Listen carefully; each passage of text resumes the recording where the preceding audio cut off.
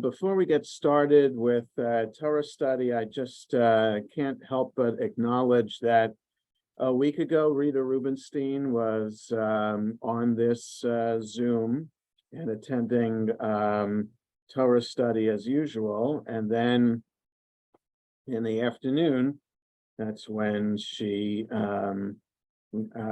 collapsed. So we never know from one moment to the next, and we just have to count our blessings every day.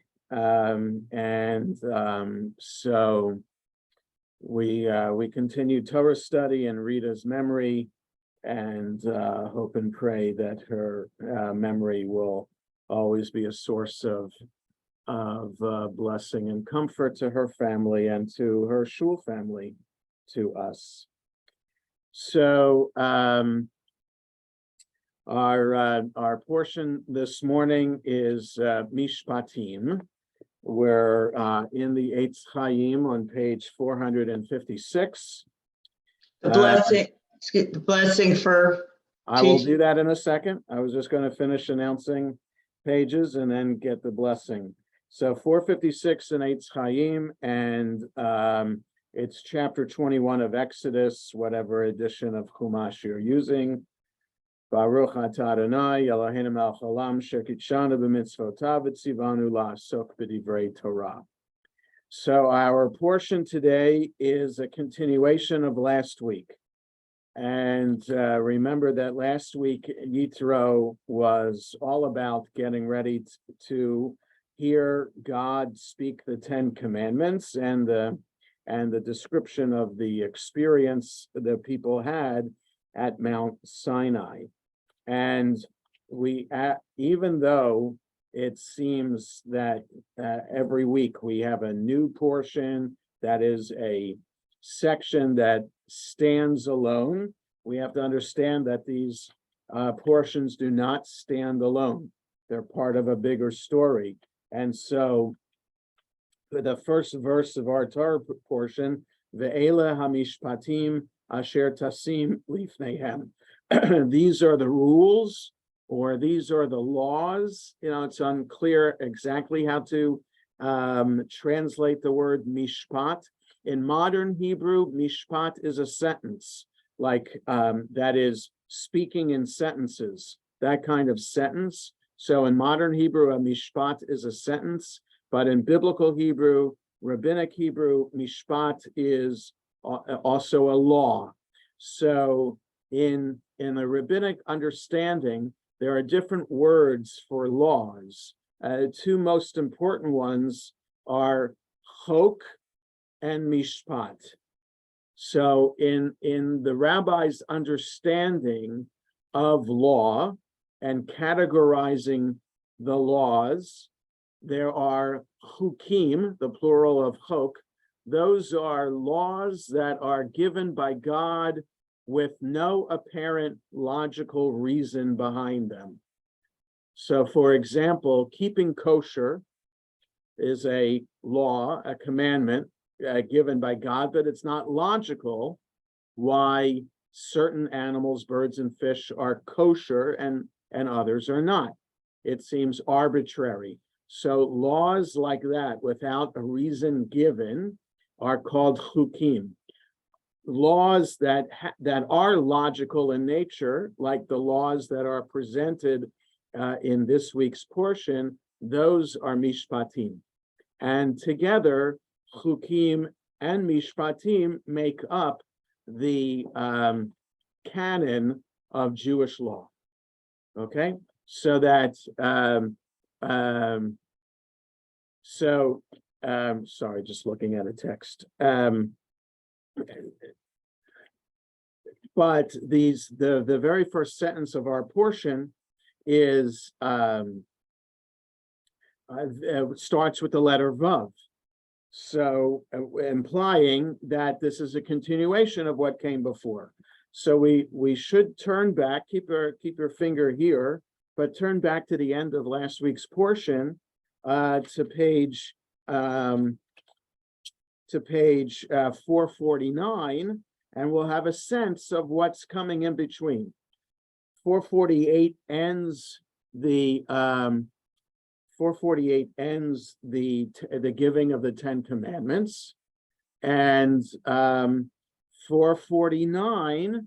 So I assume that's Sylvia Levy there, who just came on. We're looking at the end of last week's portion, Yitro, on 449, as it connects to the beginning of this week's portion, Mishpatim, on 456. So 449, all the people witnessed the thunder and lightning, the blare of the horn, and the mountain smoking. And when the people saw it, they fell back and stood at a distance.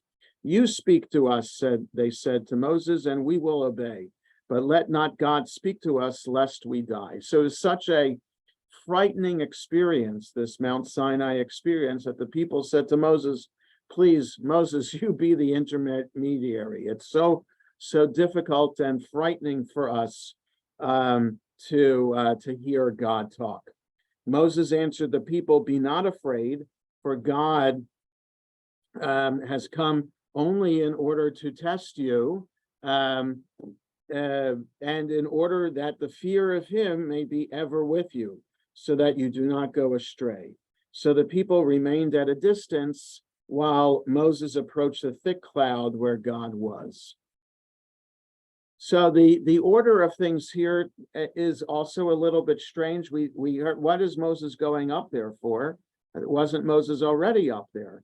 And didn't the people already hear what happened already? So we won't get into this at this time, but we go on. The Lord said to Moses, thus shall you say to the Israelites, you yourselves saw that I spoke to you from the very heavens.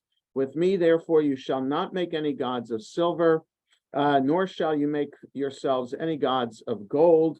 Make for me an altar of earth and sacrifice on it your burnt offerings and your sacrifices of well-being, your sheep and your oxen. In every place where I cause my name to be mentioned, I will come to you and bless you. And if you make for me an altar of stones, do not build it of hewn stones, for by wielding your tool upon them, you have profaned them. Do not ascend my altar by steps, that your nakedness may not be exposed upon it. Okay, so this law of having to build an altar, don't use iron tools in building an altar. And then these are the rules that you shall set before them. So the question is, what is that altar? What is that break between the Ten Commandments and now the giving of these laws? What does the altar have to do with it? So if we look below the line on 456, we get an explanation. The rules of forming a just society outlined at the beginning of this parsha follow the discussion about the design of the altar at the end of the previous one. In time to come, when there will be no longer, when there will no longer be an altar, building a just society will be the equivalent of bringing sacrifices. So the Yalkut SH stands for Yalkut Shimoni, which is a collection of rabbinic midrash. So they're suggesting in the midrash, why is there a break between 10 commandments, Mishpatim, with the laws about an altar? Well, there will come a time when there won't be an altar, and observing Jewish practice, as explained in this portion, that will serve as much as a holy purpose as the offerings on the altar themselves. And this leads to an understanding of what law is in general. No, it's not a modern midrash, Lori. It's an ancient collection of midrash. There are a number of collections of midrash from the time of the rabbis. And when I say the time of the rabbis, I mean generally the rabbis of the Mishnah and the Talmud, which are between the years roughly 100 BCE to 500 CE. So around that time, and then a little bit, so I'd say up to the year 800 CE, we have the collections of Midrash. So we have one collection known as Midrash Rabbah. We have another collection, the Mechilta, the Sifra, and the Sifrei, which are mainly legal Midrash. There's Pesikta de Rav Kahana, there's Pirkei de Rabbi Eliezer, there's Tanhuma, there's Yalkut Shimoni. So these are all different collections, and there's some Midrashim that you'll find in all of them, some Midrashim that are just unique to the particular book that I just mentioned, but all of them edited by around 800 CE. Okay. Yeah, I so just have a question, if that's okay, or Go just ahead. yeah, Go ahead. comment. Yeah, wouldn't that be a good argument for people who believe we need to go back to animal sacrifice when the temple's restored? Wouldn't that be a good argument against that? You could say that, but let's hold off on answering that, because we're going to get to an aspect of an answer in a couple more things I want to look at in this morning's portion. Okay, great, Okay. great, thanks. So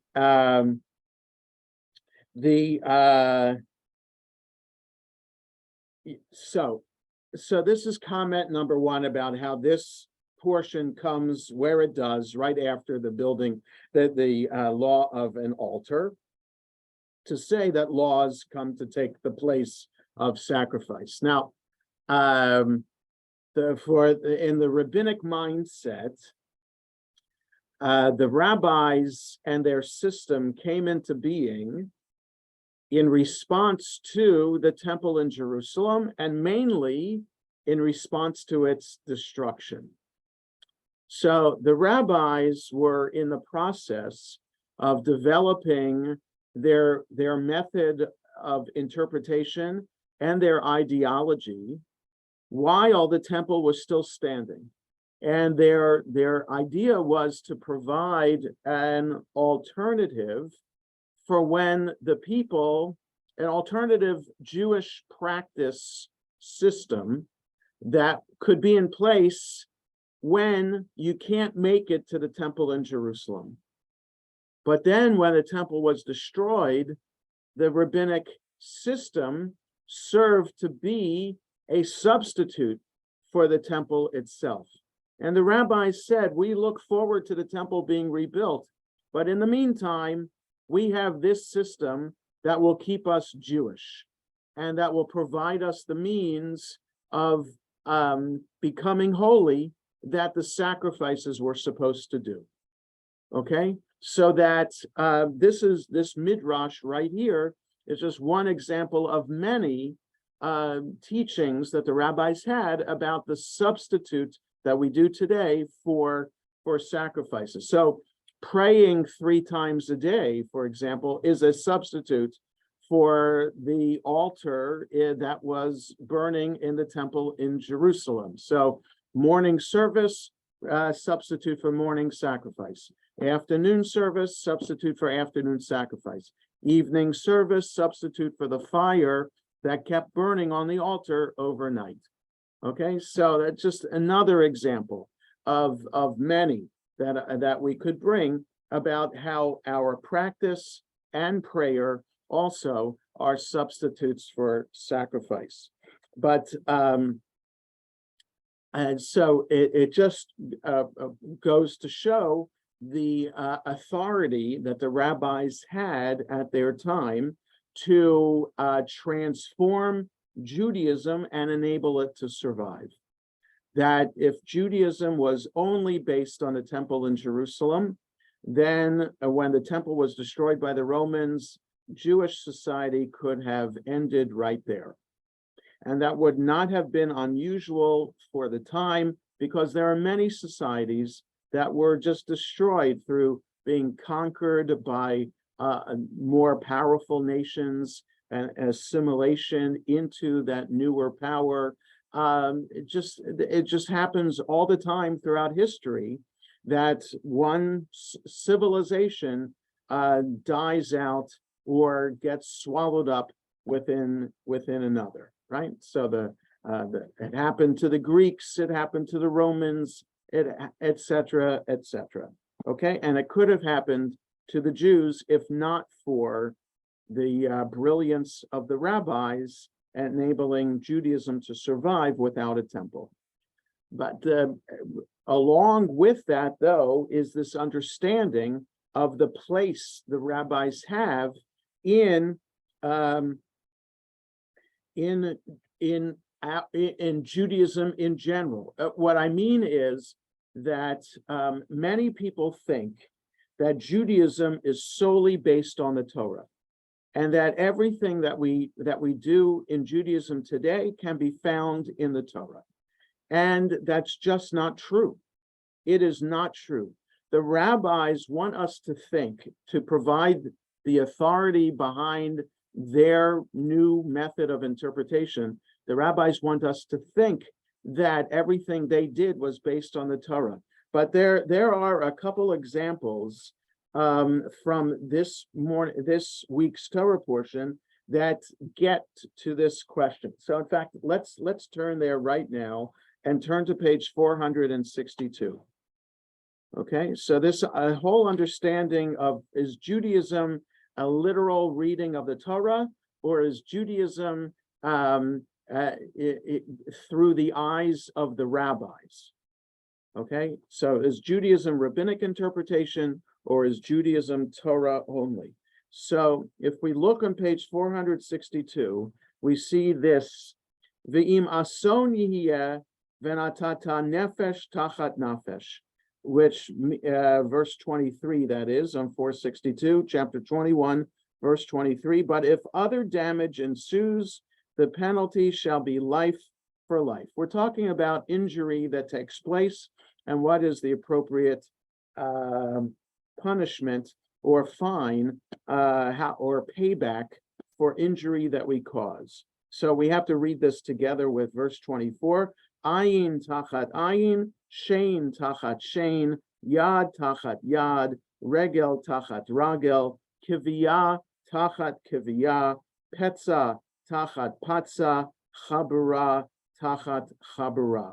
But if other damage ensues, the penalty shall be life for life, eye for eye, tooth for tooth, hand for hand, foot for foot, burn for burn, wound for wound, bruise for bruise. Okay, so straight reading of this is, if I cut off somebody's hand, I break a bone in somebody's hand, then the exact thing that I did to that person should be done to me in punishment. Okay, that's the literal reading of this. There's no, that's just unambiguous, clear, superficial reading of this text. You cause a damage to somebody's eye, that same damage should be done to your eye. Okay, that just seems pretty clear. And other religious societies follow suit. If we were living in Saudi Arabia, God forbid, and we cut off somebody's hand in anger or whatever reason, or we commit other crimes, the punishment for injury to somebody else plus robbery is your hand gets cut off. Why?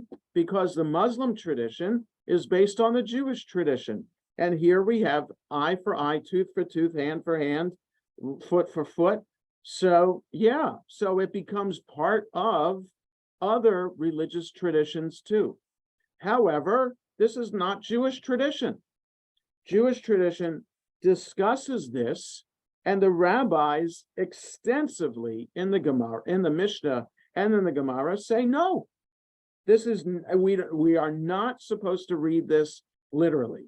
Eye for eye. Let's say, I don't know, Paul does not wear glasses.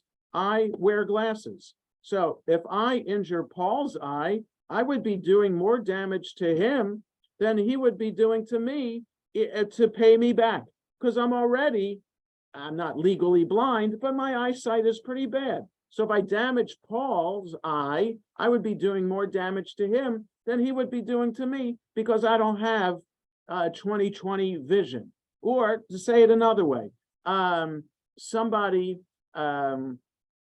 what if I damage the eye of someone who makes a living by looking through a microscope? But the person who damaged his eye is someone who doesn't need an eye. Let's say it's a blind person who damages somebody else's eye. So how is that fair to gouge out the eye of a blind person who does the injury? If we just do it based on this, there's no damage being done. There's no punishment being done. So the rabbis have extensive discussion about this, and they say that this is meant to be understood as monetary compensation. We never take this literally. So I can't emphasize the point enough that a Jewish understanding of the Torah is, by definition, a rabbinic understanding of the Torah, which means that the Torah is meant to be interpreted. Okay? The Torah is not meant to be understood literally and only literally. The Torah is meant, and we have been doing this for nearly 2,000 years. The Torah is meant to be understood through the lens of the rabbis. And Jewish practice today, Jewish tradition, Jewish belief, all of it is through the lens of the rabbis. Okay? So, as opposed to other religions, which take their sacred texts literally and view the sacred text as divine and immutable, the rabbis say that the Torah is meant to be interpreted. Okay, so if we look just down below the line on 462, we'll get a more emphasis of this point. So look at number 24 below the line on 462. The passage concerning an eye for an eye is one of the best known and most misunderstood in the entire Bible. The sages deduced that an eye for an eye does not mean that one lost an eye for injuring another's eye. One person's eye may be more valuable in his work than another's, and intentional maiming is not the same as accidental injury. Instead, one paid to the injured party the value of that eye in monetary compensation. Ibn Ezra, so he was a commentator to the Bible, lived in Spain 900 years ago, endorses this interpretation. He says, if we do not trust the sages' interpretation, we will be unable to understand the Torah's demands. Just as we received the written Torah from our ancestors, so did we receive its oral interpretation. The two are inseparable. So Ibn Ezra is just reiterating what the rabbis taught 1,000 years before he lived, in that rabbinic interpretation is as much Torah as the written Torah is itself. And that's the only way, Ibn Ezra says, that it is the Jewish way to understand how to interpret the Torah. That the rabbinic interpretation helps us make the Torah a living document. And the commentary goes on. Maimonides, who lived 100 years after Ibn Ezra, writes there never was any rabbi from the time of Moses who ruled based on an eye for an eye, that he who blinds another should himself be blinded. In all likelihood, an eye for an eye is a graphic way of expressing the abstract idea that the punishment should not be too lenient, a scolding for an eye, or too harsh, a life for an eye, but should fit the crime and the circumstances. In other words, eye for an eye, tooth for a tooth is a metaphor for an injury needs to be repaid in monetary kind.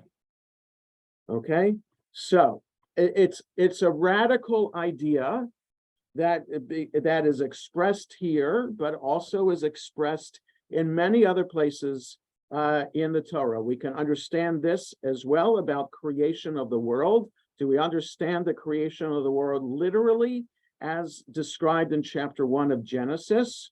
Right? There are those fundamentalists in all religions who don't believe dinosaurs existed and refuse to teach dinosaurs in education because the Torah doesn't mention dinosaurs. Okay, that is not a rabbinic way of understanding the Torah. So, and as Yeshiva University, the academic institution of modern Orthodoxy, has as its logo Torah Umada, that is Torah, the 5 books of Moses, and science, academic science. The two go together in making a Jewish human being. Okay, so there are ultra-Orthodox who will not teach dinosaurs in yeshivas and refuse to take students on a field trip to the Natural History Museum in Manhattan or the Smithsonian Natural History Museum, because there would be a model of a T-Rex right there in the lobby, and you can't, there's no way to answer that question to your students, so better to ignore it than have the students confront it. Okay, so I can't emphasize this point enough, that mainstream Jewish understanding of Torah is through the eyes of the rabbis. Okay, so this is one. Another example from here about how what's the danger of taking the Torah literally is also on page 467. So 467, the last line on the page, this is chapter 22, verse 17, a law that just stands by itself. Mechashefa lo techaya. Do not, so the English translation isn't strong enough. The English translation says, you shall not tolerate a sorceress or a witch. Okay, a machashefa, so in Yiddish, a machashefa. So a machashefa, if you're saying it in Yiddish pronunciation, is this word, mechashefa, this Hebrew word. So a witch, you shall not keep alive a witch, or you should not sustain a witch. You should not let a witch have business in your community. You should not keep a witch around. All of those could be ways of translating this. You could also translate this as kill a witch. But I would say, based on other verses in this very portion, it should say mechashefa tamut. You should, that would be because there's mot yamut or mot tamut is repeated a lot in this portion about who should be executed for a particular crime. So it says here, do not keep alive, that literally, do not keep alive a witch. So let's look below the line, number 17, below the line on 467, the literal translation, you shall not let a witch or a sorceress live, was the basis for executing innocent women in 17th century Salem, Massachusetts, and elsewhere in the Western world. A commentator suggests that we understand the text to mean, you shall not provide a witch with a livelihood. That is, we are to drive her out of the practice of witchcraft without taking her life. Okay, so clearly then we have an example of right-wing fundamentalist religion. The Pilgrims in Massachusetts in 1600 taking this verse literally, because remember, our Torah is part of the Christian Bible. And at the time in Salem, Massachusetts, that was the thing, to seek them out and to kill witches, based on this verse. So it just goes to show the danger that there is in taking verses from the Torah literally and claiming that a law should be based on literal reading of the Torah. Okay, so the rabbis often did not read the Torah literally, often would apply their ethics back to the time of the Torah to allow for re-understanding or a fresh understanding of an ancient concept. And I bring this example up often when we get into the book of Deuteronomy. There's the law about the rebellious child, and allowing parents to take a rebellious child to the gates of the city where the elders are, and how the child executed. And the rabbi said this law never was and never will be. Okay, so the rabbis don't say that about laws here in Mishpatim, but they do about other laws in the Torah, and they have the right to do that. The rabbis give themselves the right to do that, teaching us that there comes a time when ethics of the time will supersede the supposed ethics of the Torah, and that we have the right to re-understand it. Do the Christians refer to the oral tradition at all, or just focus on the written Torah? Christians have their own oral Torah, so to speak, Lori. So they're the church fathers who lived in the city of Caesarea in the land of Israel in the 200s and 300s, interacted with the rabbis who lived in Caesarea, or Caesarea as it's known in Hebrew. And there are similar styles of church fathers' teachings of Christian Bible to rabbis' teaching of our Bible. So the method of midrash is common to Christian fathers. It's just that they used it for a different purpose. So is it possible? I think there are there are professors around who have done studies of Christian so-called midrash, and kind of comparing and contrasting to Jewish midrash to see if there's an influence of one or on the other. Okay, so the one that comes to mind is about Abraham and Isaac on Mount Moriah, and that there is Jewish midrash that Abraham actually did kill Isaac, and the miracle of that experience was that Isaac was brought back to life. Okay, so there is Jewish midrash that has that as what happened on Mount Moriah. And there's Christian midrash on that uses that same idea that Abraham had actually killed Isaac and Isaac was brought back to life, to give a referent to Jesus, right? So that Jesus's resurrection for the founders of Christianity, should not be seen as unique to Jesus, but rather, look, here's an example from the Torah of Isaac actually being killed by Abraham and brought back to life. So followers of Jesus don't think that Jesus's resurrection could never have happened. Of course it could have happened, and we believe that it does happen, Christians say, because of what happened to Isaac on Mount Moriah. Okay, so the very same midrash being used in different ways in Judaism and in Christianity.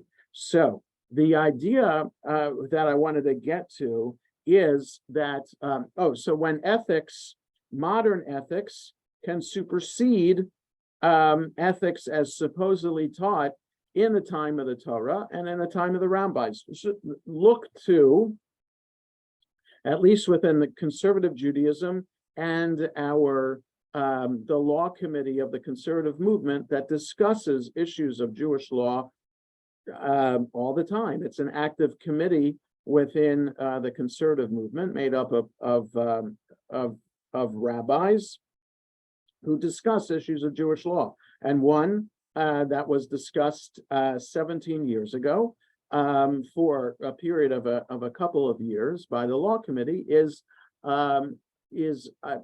allowing homosexual behavior to be accepted as Jewish practice. In other words, not to encourage people to be homosexual, but rather to understand that homosexual people exist and that homosexual love exists. And just as heterosexual love can be sanctified in relationship and in marriage, so too homosexual love can be recognized and sanctified Jewishly. Okay? It seems in the Torah that that's not the case. It seems in Jewish tradition, legal tradition, that hasn't been the case. It absolutely hasn't been the case. But here's an example in the conservative movement of saying that our ethics now demand of us to say that we need to reinterpret what the Torah says. And that when the book of Leviticus says a man shall not lie with a man in a manner of lying with a woman, that is an abomination. Okay, so the abomination about it is the one-night stand or the temple prostitutes that existed in other cultures at the time, for which that chapter is teaching us not to be like them. Don't be like the Egyptians. And here's a number of sexual ethics that you're supposed to maintain so that you're not like the Egyptians. Okay, so the abomination is the one-night stand disregarding the holiness of sexual intimacy.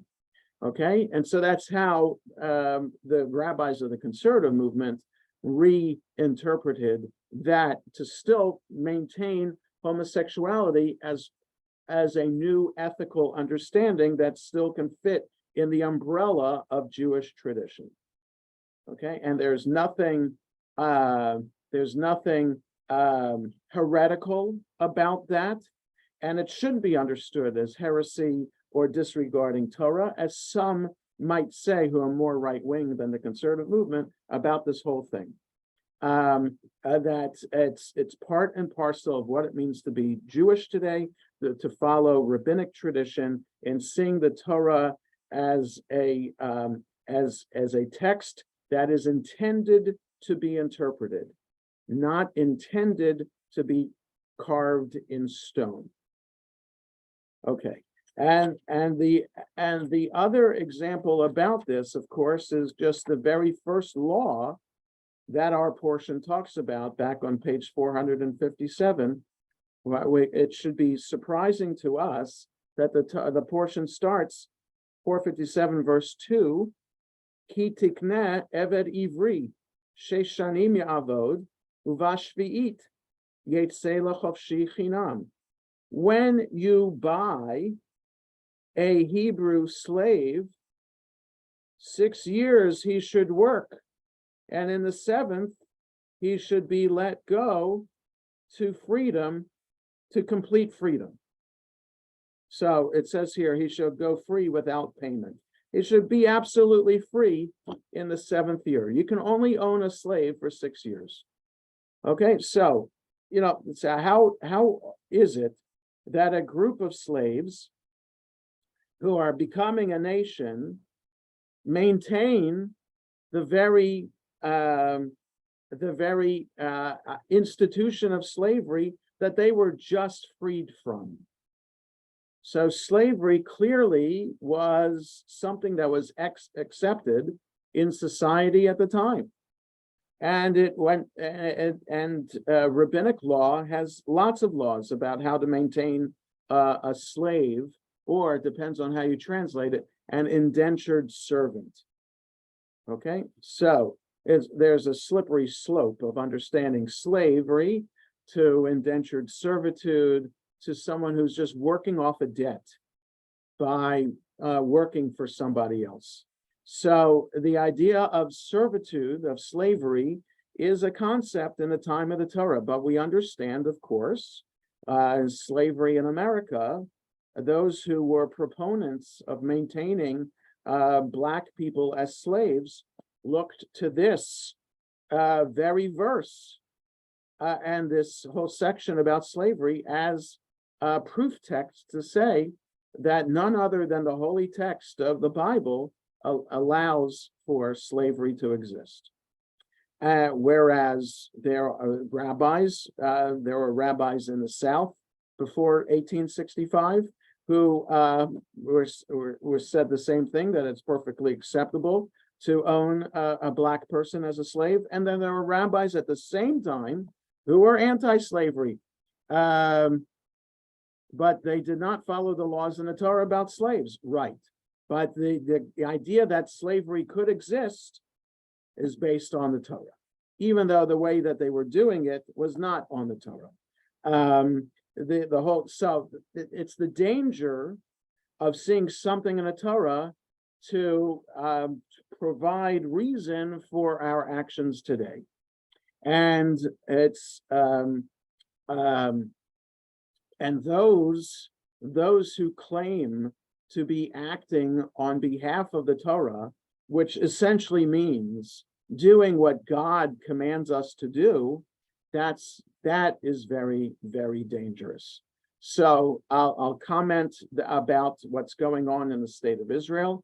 Last week, there was a proposal that was quickly taken away by Prime Minister Netanyahu, but a proposal was suggested nonetheless that only Orthodox, right-wing Orthodox practice would be allowed at the Kotel, that the chief rabbi of the Kotel would be the rabbi of the Kotel, and that he is given the authority to ensure that only Orthodox worship takes place at the Kotel, and not just at the Kotel, the main plaza area that is the big, huge space there, but also the egalitarian section, which isn't under the purview of the chief rabbi right now.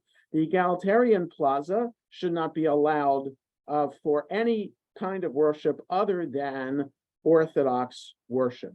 And anybody who violates that law that was proposed would be fined the equivalent of $2,900.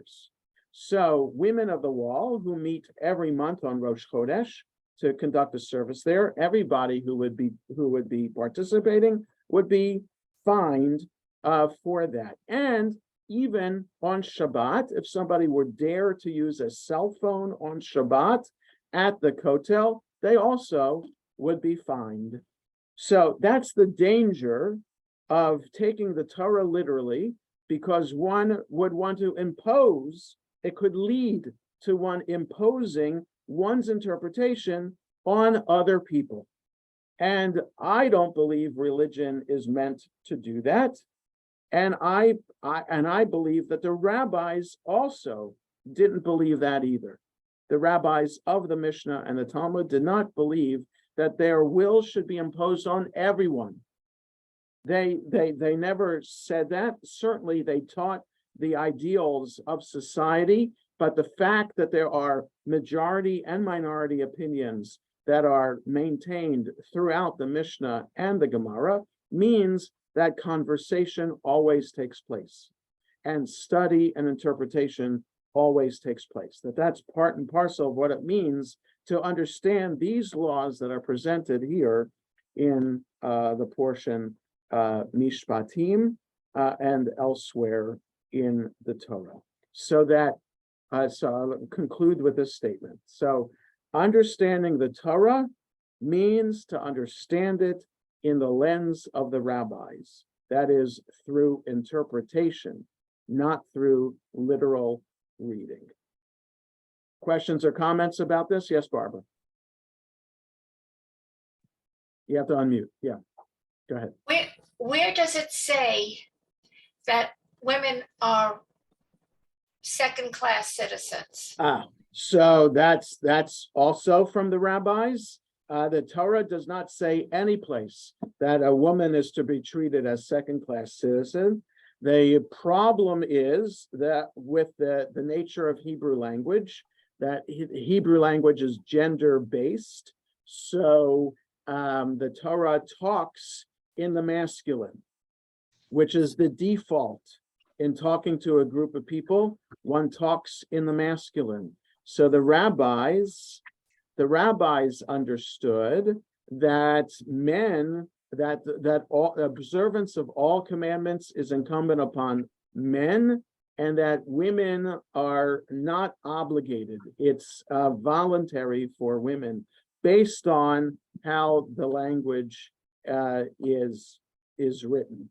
Okay, and that the rabbinic understanding that men are obligated and women are exempt is rabbinic, and that has been carried down throughout the centuries, and that's why the conservative movement 80 years ago, or nearly 100 years ago, said that no, we see that that Judaism can be egalitarian, and when an ethical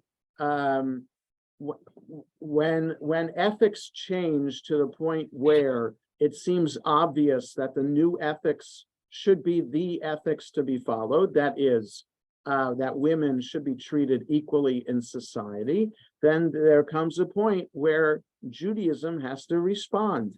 And that's where the conservative movement's approach comes in. And that's where it takes longer within the Orthodox world. So you have in what's in so-called modern open Orthodox today, there are women rabbis. So with the understanding that the conservative movement led the way with how to understand Jewish law and interpret Jewish law in a way that would allow it. So interpretation has always been part and parcel of that. And sometimes so that's your example of why is it that women can't do things is an example of reverse interpretation, right? So my examples of the rebellious child and eye for an eye are taking something that's directly written in the text and interpreting it in a more liberal way, in a different way. Your example of women is taking something that's not in the text and putting it back in. Okay, and so that method of interpretation was part of rabbinic interpretation too. You can put something in and you can take something out, and that's part of both are parts of interpretation. Saul. Yeah, this is just a comment. I was speaking to someone who worked in Riyadh, Saudi Arabia. Yeah, They had an eye for an eye and a tooth for a tooth and hand for a hand. And he said that there's hardly any kind of crime, and people drive real slow, right? And because you don't want your hand cut off or your foot cut off. That's only one kind, I guess, of Islam. You know, but that's the law of Saudi Arabia. The law of Islam, as interpreted by that branch of Islam that is Saudi Arabia, is the law of the land, right? Which for the longest time prohibits women from learning how to drive, women not being allowed to vote, and then you look at the Taliban as the most extreme form of Islam, keeping women literally under wraps. Yeah, so that's the danger. That's the danger of reading text literally, right? So one would argue that in mainstream Islam, that they have I think their schools are called madrasa, which is the same word for midrash in Hebrew. So it means learning. So part and parcel of Islamic legal tradition is interpretation. So just as there are fundamentalists in Judaism, there are fundamentalists in Islam, and unfortunately, they run countries like Iran, Saudi Arabia, and Afghanistan. Any other questions or comments? All right, we'll end here for today. Okay, Have a good Are day, we everybody. Unmuted. okay. Well, look, Yashikoa. Thank you. Yeah, well, thank you. That was great. good, thanks. We'll stay tuned for next week. I'm not sure about next Wednesday, whether we can have class or not, based on my appointment schedule. So stay tuned. Take care, everybody. Okay. Thank